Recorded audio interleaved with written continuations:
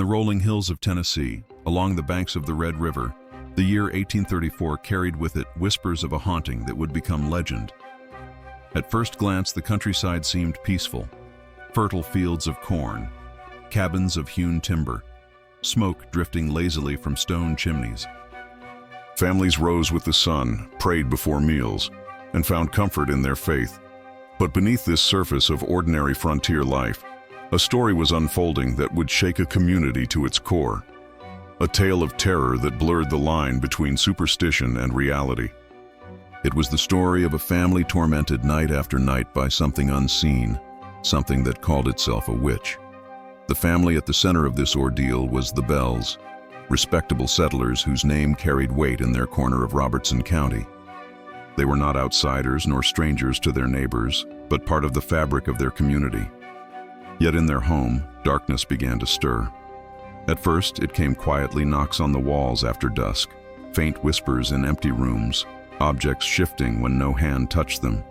Such disturbances might have been dismissed as imagination or the tricks of an old house. But soon the events grew louder, sharper, impossible to ignore.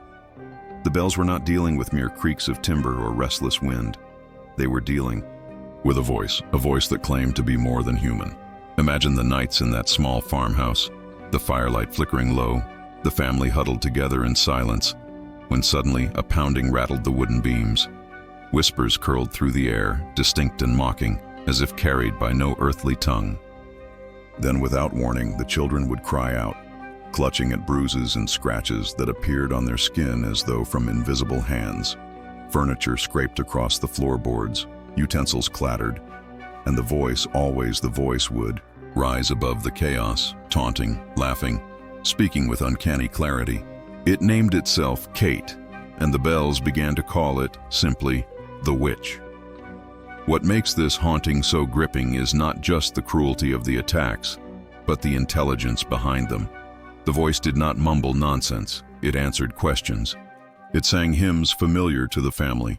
It recited sermons preached miles away, repeating them word for word as though mocking the ministers. Neighbors were invited to witness the phenomenon, and many swore they too heard it. This was no private nightmare. It was a spectacle that drew the curious, the skeptical, and the faithful alike. Some believed it was proof of evil at work. Others suspected deception, but no one could deny the chilling persistence of the events. The Bell Witch, as it came to be known, became part of the collective life of the region. As the torment stretched on, fear burrowed deep into the household. John Bell, the patriarch, suffered most. His health began to decline, racked by strange seizures and a wasting illness that no doctor could explain. The witch's voice targeted him relentlessly, declaring that his end was near, that she alone had power over his fate. His wife Lucy prayed for protection, while their children endured night after night of terror that left them hollow-eyed and exhausted. Outside the Bell home, gossip spread through churches and marketplaces. Could a family be cursed? Was this the punishment for sins unspoken? Or had some malicious neighbor called upon forces best left unnamed? The atmosphere of the Bell haunting was not one of open chaos, but of a quiet, suffocating dread. Even in daylight, the house seemed to carry a heaviness, as though the witch lingered just beyond the edge of sight. Horses on the property would bolt in terror. Wagons refused to move forward as if pulled back by unseen hands, and visitors often left shaken, claiming they had been touched, shoved, or spoken to by the same disembodied voice. In a community where faith was the cornerstone of life, such occurrences carried more than fear, they carried the weight of spiritual threat. What if this was no ordinary haunting, but the devil himself? The story of the Bell Witch has endured, not only because of its terrors, but because of its contradictions. Was it truly a supernatural force tormenting an innocent family? Or was it, as some historians suggest, a projection of tension, illness, and superstition in a society caught between the old beliefs of folklore and the emerging rationalism of a new nation? What makes this haunting unforgettable is that there were no easy answers. The witch spoke as though she knew every secret of the Bell family, every weakness, every fear, and she wielded that knowledge like a weapon. Whether spirit or trick of the mind, the torment was real, and the scars it left behind ran deeper than skin. To enter this story is to walk the fine line between history and legend. We know the year, the place, the family. We know the testimonies written in journals and newspapers of the time. But we also know that memory distorts, that fear can magnify, and that tales passed by firelight can take on lives of their own. What remains certain is that in the hills of Tennessee, a family once believed themselves haunted by a witch who refused to leave them in peace. And whether you believe the tale or doubt it, the silence of those nights still echoes, carrying with it the sound of a voice that should not have been there, whispering in the dark. To understand the haunting that would come to be known as the Bell Witch, we must first step into the Tennessee of the early 19th century. In 1834, the state was still young, carved from wilderness only a few generations earlier. The land was rich, with fertile soil watered by the Red River and Cumberland River, and families like the Bells had come seeking stability, prosperity, and the promise of a life rooted in hard work. The frontier had long since been tamed in this region, but the memory of struggle remained encounters with native tribes, the hardships of farming, the ever-present uncertainty of survival. Communities clung tightly together because they had to, bound not only by blood but by shared faith and tradition. The world of the Bells was a world of labor. Each day began before sunrise, with chores that touched every member of the household. Men worked the fields, tending corn, tobacco, and wheat. Women spun, cooked, and preserved, ensuring the family could endure the lean months of winter. Children learned responsibility early, tending animals, gathering wood, or assisting with planting. Sundays were sacred, a day to lay aside tools and gather at church, where neighbors sang hymns and listened to sermons that thundered about sin, salvation, and the devil lurking in every temptation. Religion was not just belief, it was a structure for life, a moral compass in a world where death was never far from the door. The 1830s were also a time of transition in America. The country was expanding westward, driven by land hunger and a belief in destiny. Tennessee, situated between the older colonies and the new frontier, became a bridge between tradition and progress. Villages were small, but towns grew around rivers and crossroads, bringing with them schools, newspapers, and new ideas. Yet superstition still ran deep, passed down from English, Scottish, and Irish settlers who carried with them old tales of spirits, witches, and curses. In places where medicine was rudimentary and science still limited, unexplained illnesses, sudden deaths, and misfortunes often found explanation in the supernatural. A family plagued by sickness or livestock losses might whisper of hexes. A strange noise in the woods could be a restless ghost. These beliefs were not entertainment, they were survival tools, ways to give shape to fear and mystery. The Bell family, prosperous farmers by the standards of their time, reflected the values of this society. John Bell, a stern but respected patriarch, had built his land holdings through determination. His wife Lucy was known for her piety, her faith anchoring the household. Their children grew up under strict discipline, balanced by the communal warmth of neighbors who shared meals, work, and sorrows. Yet even as they embodied the stability of rural Tennessee, they also lived in a cultural landscape where belief in the supernatural was never far away. Stories of haunted spirits of the restless dead were told in whispers. Warnings of witches, often associated with misfortune, were passed from parent to child. For families who had to endure loss and hardship, the idea of unseen forces was both frightening and oddly reassuring. If something beyond comprehension could harm you, then perhaps something divine could save you. Education and literacy were spreading, but unevenly. Wealthier households subscribed to newspapers from Nashville or even further afield, bringing accounts of politics, inventions, and strange happenings across the young nation. Such reports often blended fact with sensational storytelling, feeding imaginations already steeped in oral tradition. Ministers railed against superstition from the pulpit, yet they too spoke often of Satan's power, of witches and demons who could tempt or torment the faithful. It was not unusual for a sermon to mention the dangers of dark forces lurking in daily life, forces that prayer and vigilance alone could withstand.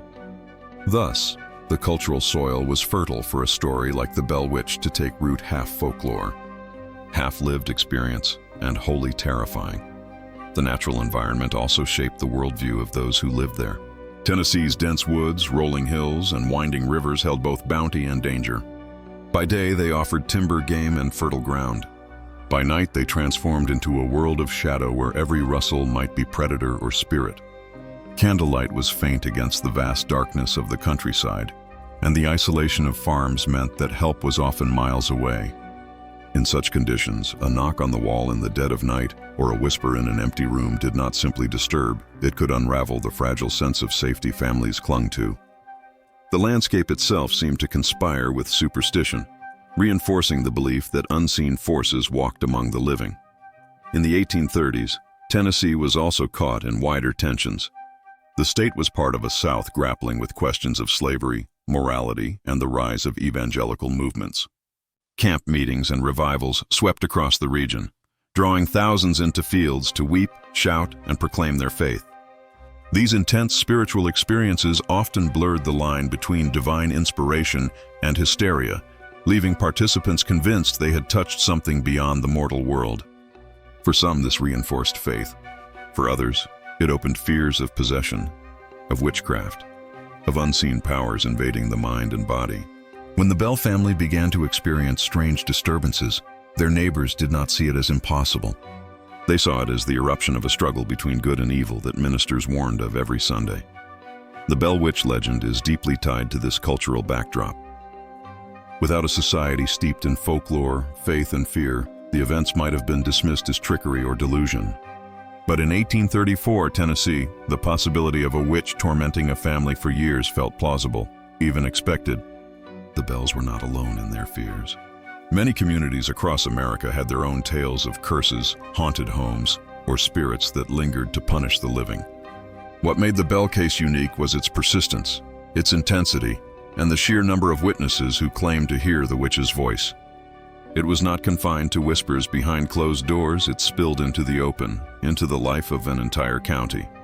To grasp the weight of the story, we must also recognize how fragile life was in this era.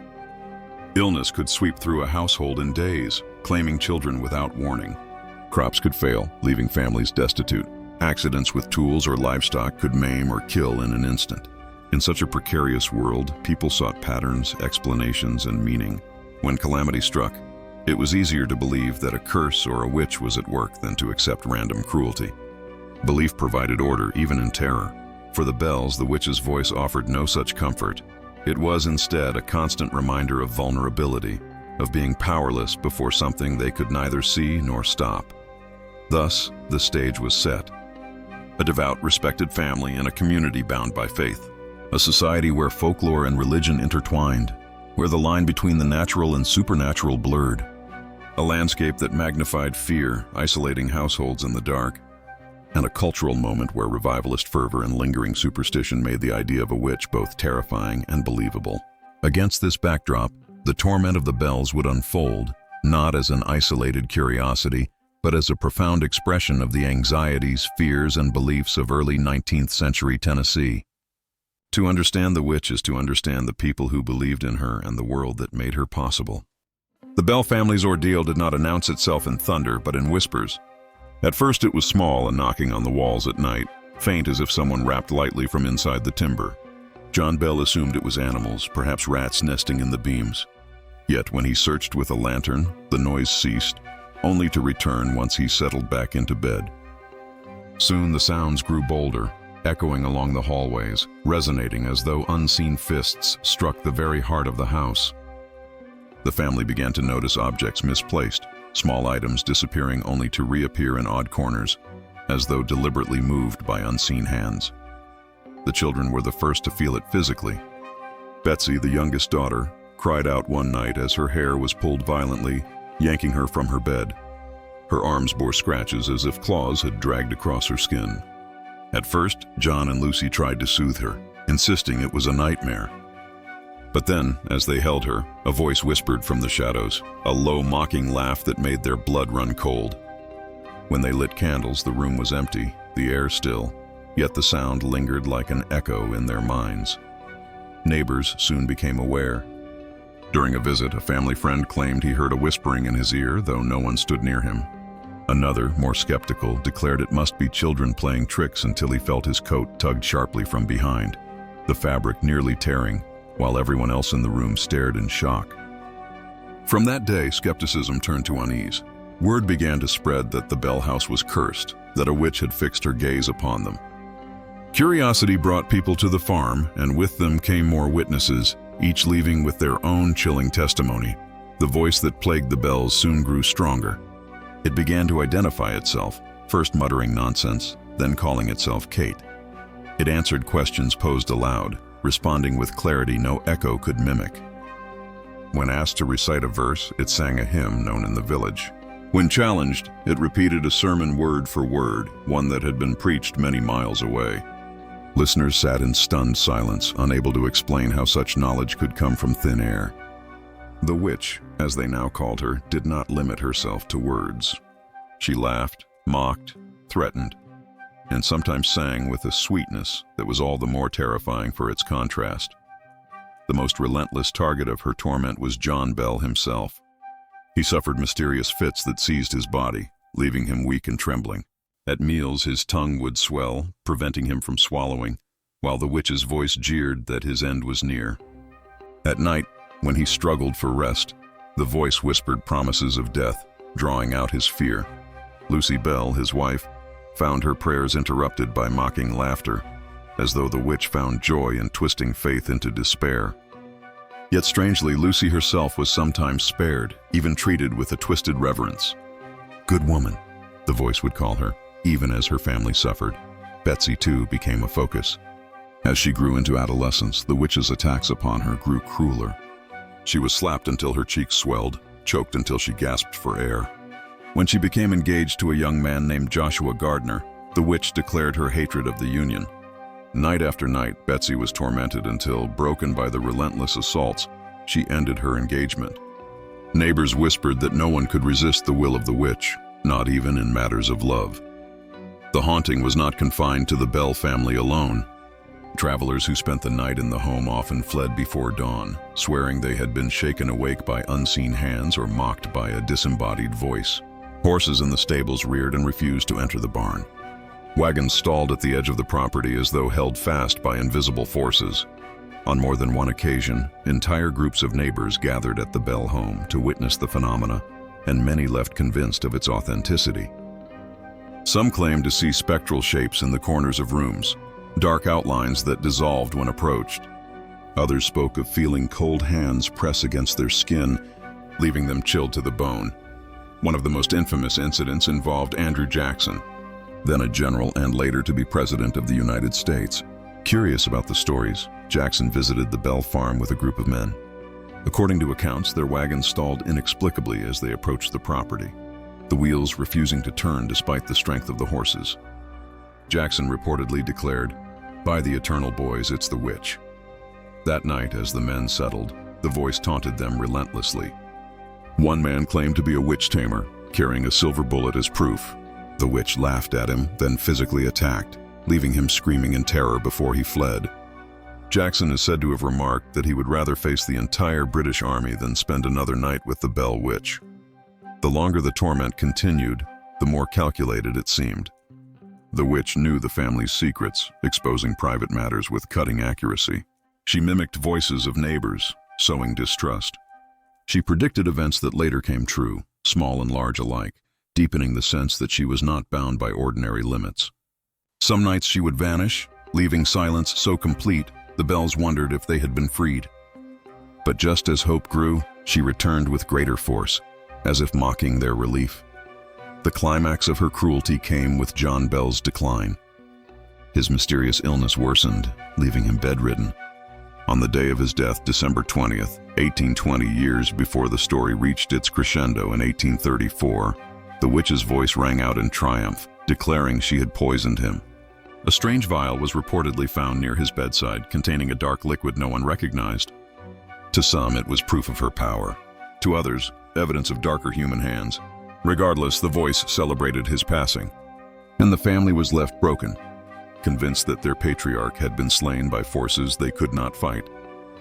Even after John Bell's death, the haunting did not end. The witch lingered, tormenting Betsy until her engagement dissolved, mocking the family as they tried to move forward. And then, as suddenly as it began, the torment lessened. She promised to return after 7 years, and according to reports, she did her voice rising again in the 1820s before fading once more. The Bell family never truly escaped her shadow. For decades after, neighbors and descendants whispered of the witch, of her voice, of the horrors endured in that lonely Tennessee farmhouse. These incidents became more than personal tragedies. They entered the folklore of the region, woven into the identity of Tennessee itself. Travelers carried the tale across states. Writers recorded it, embellishing but also preserving the testimonies of those who swore they had heard her. To this day, the Bell Witch remains one of America's most famous hauntings, a story born of a family's suffering and a community's fear. Whether spirit, legend, or mass hysteria, the insidious persistence of her torment has ensured her place in history, an invisible presence that outlasted the very people she once tormented. The Bell family did not suffer alone. From the moment neighbors caught wind of the strange happenings at the farm, the community of Red River, Tennessee, became entangled in the story. In a society bound tightly by faith, superstition, and the rhythms of rural life, the Bell Witch was not merely a private affliction, it became a public spectacle. Debated at hearths and pulpits, in taverns and on courthouse steps, the reactions of the people reveal as much about the fears and beliefs of early 19th century America as they do about the torment itself. For the Bell family, the haunting was both intimate and isolating. John Bell, once a respected farmer and patriarch, saw his authority eroded by forces he could not master. Neighbors who once admired him now whispered that he had drawn the curse upon himself, perhaps by dishonesty in business or hidden sin. Lucy Bell, his wife, bore the ordeal with quiet endurance, often praised even by the witch's voice as a good woman. Yet her composure could not conceal the despair of watching her husband waste away, her daughter bruised and broken and her household consumed by nightly terror. The children vacillated between fear and strange fascination, some insisting they had grown accustomed to the voice, even conversing with it as though it were an unwanted guest rather than a monster. Neighbors were divided.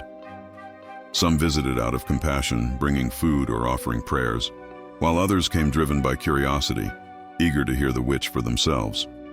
These visits transformed the Bell home into something like a theater of the uncanny. Gathered in the lamplit rooms, men and women strained their ears to catch the disembodied voice.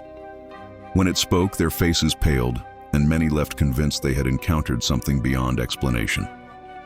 A few skeptics mocked what they called country superstition, only to return shaken after experiencing the phenomena firsthand.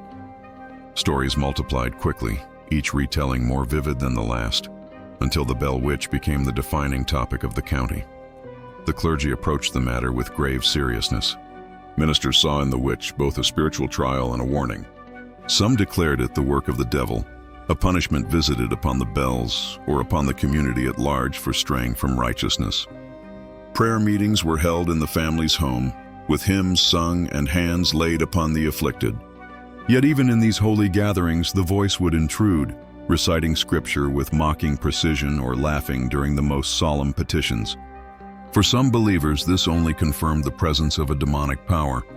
For others, it was proof that no amount of piety could banish the evil that had rooted itself among them. Doctors, though fewer in number in rural Tennessee, were also consulted. Medical men of the era could not provide clear answers. They observed John Bell's mysterious illness, noting the swelling of his tongue, his sudden convulsions, and his gradual decline. Some speculated about nervous disorders, epileptic fits, or poisoning. Yet none could explain why these attacks coincided so often with the witch's taunts, or why objects moved, voices spoke, and others besides the family bore witness. Without a clear scientific framework, physicians' words carried little weight against the louder interpretations of neighbors and clergy. The broader community reacted with a mixture of fear and fascination. The Bell Witch became a magnet for attention across Tennessee and beyond. Travelers made detours to the Bell farm, eager to test the tales they had heard. Some arrived defiantly, determined to expose the story as fraud, only to leave shaken by experiences they could not explain.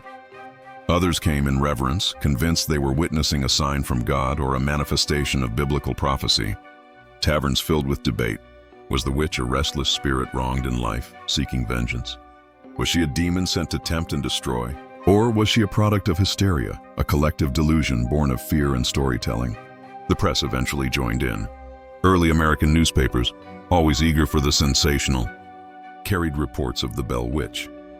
Articles varied wildly in tone, some sober and investigative, recounting the testimonies of respected neighbors, others lurid and mocking, painting the Bells as gullible or attention-seeking. The spread of the story beyond Tennessee ensured that the Bell Witch would not fade quietly into local lore. Instead, she became a part of America's early supernatural imagination, a tale retold in print that traveled farther than the witch's own voice ever could. The psychological dimension of the haunting also deserves attention. Though 19th century Americans lacked modern vocabulary for trauma, hysteria, or group psychology, the behaviors observed at the Bell farm fit patterns recognized today. Stress, fear, and suggestion could magnify ordinary experiences into extraordinary ones. Children raised in an environment of nightly dread might genuinely feel scratches or choking, their bodies manifesting the tension of their minds. Adults, too, primed by sermons about demons and damnation, could interpret creaking timbers or flickering shadows as supernatural attacks. The witch's voice, though unexplained, may have been a product of ventriloquism, unconscious mimicry, or the heightened suggestibility of frightened witnesses. Yet even these explanations, though logical, cannot fully account for the consistency of testimonies across so many visitors. Still, for the people of Tennessee in the early 1800s, science offered little comfort. Faith, folklore, and lived experience carried more weight. The Bell Witch became not merely a haunting, but a lens through which the community understood its fears. Fear of the devil, fear of sin, fear of the unknown that lurked in the dark woods surrounding their farms. The story spread because it resonated with those anxieties, providing both a warning and a kind of dark entertainment. Families repeated the tale by firelight, children shivering at the thought of a voice that could pierce silence and a hand that could strike unseen. For the Bells, society's reaction was double-edged. They received support and sympathy, but also scrutiny and suspicion. John Bell's reputation suffered as whispers circulated that he had brought this curse upon himself, perhaps by defrauding a neighbor in a land deal, as some claimed. Betsy's broken engagement became the subject of gossip. Her pain turned into fodder for speculation. The family, trapped by the witch, also found themselves trapped by the gaze of the community, unable to escape the story that had engulfed them. In the end, the reaction of society ensured the endurance of the tale. Without neighbors to witness, clergy to denounce, doctors to puzzle, and journalists to print, the haunting might have faded as a private misfortune. Instead, it became a public legend, shaped by the voices of those who believed, those who doubted, and those who profited from its telling. The Bell Witch ceased to be only a tormentor of one family. She became a specter for an entire community, a mirror reflecting the fears and beliefs of early America. That mirror, once raised, has never been lowered, for the story remains alive in the culture, carried forward by each generation that finds in it both horror and meaning. The winter of 1820 settled heavily over Red River, the frost clinging to fence posts and the river running slow and dark. The Bell family home stood like a lantern in the frozen landscape, its hearth glowing against the cold. Yet inside, warmth could not protect them. It was in these months that the Bell Witch reached the height of her cruelty. Visitors came and went, but in the evenings, when the candles guttered and the house creaked, terror seemed to concentrate within the walls, surrounding John Bell like a predator circling prey. John had grown weaker with each passing week. His face, once ruddy and alive, had become pale and sunken. His tongue often swelled, his jaw stiffened until he could barely speak. At times he gasped for air, clutching his throat while the witch's voice rang out in shrill triumph. "He will never rise again. He is mine." The children huddled in corners, their eyes wide as their father writhed in his chair, his hands clawing at unseen grips. Lucy prayed aloud, her words trembling, yet even prayer seemed to feed the spirit's mocking laughter. One evening, as neighbors gathered to witness, the witch declared that John Bell would soon breathe his last. Her voice carried not only through the room, but seemed to echo in the very timbers of the house. "I will see him in the grave," she said. The declaration chilled every heart present. Some men begged Lucy to send for more ministers. Others insisted John leave the farm at once. But John, too weak to travel, could only sit in silence, his eyes distant, as though he already sensed the fate tightening around him. December 19th, 1820. The day began quietly. Frost glimmered on the fields, and the children prepared for chores. Lucy, tending to her husband, found him unresponsive. His eyes were half closed, his breath shallow. Alarmed, she searched for his medicine powders, prepared by the doctor to ease his symptoms, but the small vial that should have contained them was empty. In its place sat a strange black liquid in a small bottle, one no one recognized. When they brought it to John's bedside, the witch's voice erupted, shrieking with glee. "It is useless!" I gave him his last dose. "He is gone!" Panic filled the house. Lucy, trembling, begged the children to fetch the doctor, but the witch continued to mock them, repeating over and over that John would never recover. John Bell lingered only a short while longer, slipping into unconsciousness and then into death. His final breath rattled in his chest, and when it ceased, the silence was broken not by mourning but by the witch's chilling proclamation. "Old Jack is dead." Her laughter rolled through the rooms like thunder, sending even the strongest men reeling in horror. The day of John Bell's funeral drew crowds from miles around. Neighbors, curious strangers, even skeptics all gathered to see how the Bell family would bury the man said to be claimed by a spirit. The coffin rested in the family's orchard, surrounded by solemn faces. Ministers spoke words of comfort, but as the hymns rose into the cold winter air, the witch interrupted again. Her voice, loud and clear, sang a mocking tune, twisting the verses of sacred songs into cruel parodies. The congregation froze, their voices faltering, and the laughter carried across the fields until it seemed the earth itself was complicit in her mockery. The burial was completed, but not in peace. Many who left that day would never forget the eerie chorus of a disembodied voice taunting a grieving family. The witch, having fulfilled her prophecy of John Bell's death, continued to torment the household. Betsy, the youngest daughter, suffered the most. Bruises bloomed on her arms and face, marks of unseen hands. She was pulled from her bed, thrown to the floor, her cries echoing through the night. At times, the voice whispered to her in tones of venom, urging her to abandon her fiancé, Joshua Gardner. "He will bring you misery," the witch warned. "Break it off, or I will never leave you." The pressure grew unbearable until Betsy, weary and broken, ended the engagement. The witch fell silent only when her will had been obeyed. These moments, the death of John Bell, the breaking of Betsy's betrothal, marked the high point of the haunting's cruelty. The community, once skeptical, now believed without question. Too many had heard the voice with their own ears. Too many had seen objects move, doors slam, or Betsy herself lifted from the ground. Skeptics found their confidence shattered in the face of such collective testimony. Ministers who had once offered reassurances began to wonder if they had underestimated the power of darkness. Even hardened farmers confessed to sleepless nights, their imaginations haunted by the possibility that the witch might leave the Bell farm and find new victims. The atmosphere in Red River grew heavy with dread. Neighbors walked home quickly at dusk, unwilling to linger in the shadows of the trees. Stories spread that the witch was seen drifting through the fields at night, a pale figure in the fog, or that her laughter could be heard on the wind. Children were warned not to wander alone. Families prayed more fervently at supper, beseeching God to keep the evil confined. Yet for all their prayers, the witch's presence lingered, sharp as frost in the air. The climax of the haunting was not only John Bell's death, but the way his death fractured the normal order of things. In rural Tennessee, where life was measured by work, worship, and family ties, death was meant to be dignified, even holy. Yet here, death was corrupted, turned into spectacle by a voice no one could silence. The witch defiled the sanctity of the grave, mocked the sacredness of vows, and twisted the bonds of family until they frayed. She became the embodiment of everything feared but rarely spoken, that the world was not fully under human control, that unseen powers might play with human lives as carelessly as a child tossing stones.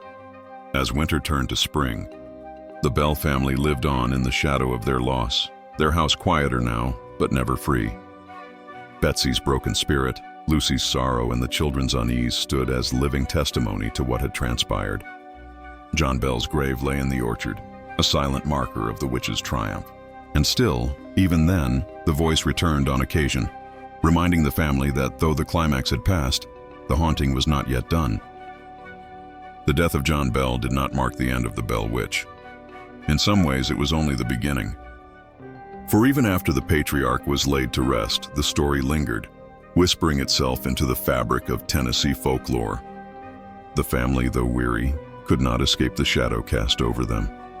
Betsy carried the scars of her torment into adulthood, forever haunted by the voice that had broken her will and shattered her engagement. Lucy, remembered by neighbors as a woman of strength and quiet dignity, bore her grief with resolve. Yet she too lived with the knowledge that her family's misfortune had become the talk of an entire region.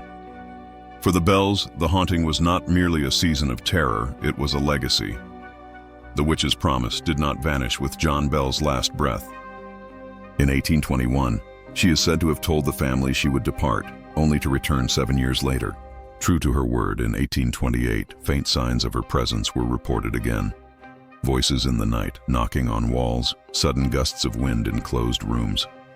Some claimed the spirit had returned to test the surviving Bells, to remind them that their suffering had not been forgotten. Others believed she had come back to attach herself to a new generation, as though her vengeance were endless, passed down like an inheritance no one desired. From there, the legend only grew. Travelers repeated the story in towns far from Red River. Newspaper articles, sermons, and whispered accounts kept the Bell Witch alive long after the original witnesses had gone. By the mid-19th century, the tale had taken root as one of America's most famous hauntings. Skeptics dismissed it as hysteria, a tale born of fear and superstition in an isolated farming community. Believers, however, insisted the evidence was too broad, the witnesses too numerous to dismiss. Entire families, ministers, and outsiders had heard the voice. If it were fraud, it was a fraud carried out with uncanny consistency, beyond the ability of one family to sustain. Explanations multiplied as the years passed. Some suggested the witch was not a ghost, but a poltergeist, a manifestation of the Bells' own emotional turmoil, Betsy's adolescence. John's declining health, the strain of family life magnified into physical phenomena. Modern psychology would later point to dissociative states, collective delusions, or even trickery, though such theories cannot fully explain how hardened skeptics reported experiences that defied their own understanding. Others believed the witch was tied to the land itself, a restless spirit born of violence or betrayal long before the Bells ever farmed there. In this version, John Bell's alleged land dispute with a neighbor named Kate Batts takes center stage. Some said Kate had cursed him, and that the witch was her vengeance made manifest. Yet even those explanations fail to satisfy. The Bell Witch story resists easy closure. Each theory raises as many questions as it answers, leaving a void where certainty should be. And perhaps that void is why the story endures. In the absence of clear truth, the unknown itself becomes the tale's power. The witch, whether demon, spirit, or human invention, thrives in ambiguity. For the surrounding community, the haunting was a warning. It reinforced the fragility of human order in the face of forces unseen. Ministers used it as an example in sermons, a reminder of the devil's reach, of the need for vigilance and piety. Neighbors spoke of it in hushed tones, as though invoking the name might bring the witch to their own homes. Even decades later, families in the region would recount the story to children, using it as both cautionary tale and fireside entertainment. The Bell Witch became not just a haunting, but a cultural inheritance, one that bound Tennessee to a narrative of fear and fascination. In the centuries since, the story has been retold countless times in books, lectures, films, and documentaries. Skeptics still seek rational explanations, while believers still swear the witch lingers. Visitors to the area report strange sounds, fleeting shadows, and cold touches in the dark. Some claim the witch still prowls the old Bell property, especially near the cave now known as the Bell Witch Cave, a place of pilgrimage for those hungry for connection to the legend. Whether those experiences are real or imagined matters little. What matters is that the story still breathes, still unsettles, still commands attention. For the Bells, the epilogue was more personal. They lived the rest of their lives under the weight of association. To be a Bell was to be linked to a story that could not be shaken, a story that defined their name more than their crops, their labor, or their character. In a society where reputation was everything, that was both a curse and a burden. To neighbors, they were at once victims of supernatural torment and symbols of divine warning. No explanation, spiritual, psychological, or rational, could free them from the identity the witch had branded upon them. And so, we are left with questions that refuse resolution. Did John Bell die from illness, or was he truly struck down by an unseen hand? Was Betsy's torment the cruel hand of a ghost, or the tragic unfolding of a young girl's fragile mind under community pressure? Was the voice that mocked and sang at the funeral an actual phenomenon, or the exaggeration of fearful witnesses whose imaginations had been primed for terror? In the silence that follows these questions, the witch herself seems to linger, refusing to let the final word be spoken. The Bell Witch story is not merely about a haunting. It is about the power of belief, the fragility of human understanding, and the way fear can take root in a community until it becomes as real as any physical presence. Whether ghost, demon, or invention, the witch has endured because she embodies what people fear most: the loss of control, the invasion of the home, the corruption of family and faith. She is not bound by one era or one family. She is a voice in the dark, a reminder that there are places in human experience where certainty fails and mystery prevails. Perhaps that is the true legacy of the Bell Witch. Not the bruises on Betsy's skin, nor the grave of John Bell, nor the laughter that once froze entire congregations. It is the lingering awareness that some stories never end. They echo through time, reshaping themselves to fit the fears of each new generation. And when night falls over the fields of Tennessee, when fog curls along the riverbank, and the woods whisper in the wind, one might still hear the faintest trace of a voice mocking, taunting, promising that the Bell Witch has not yet been silenced, and never will be.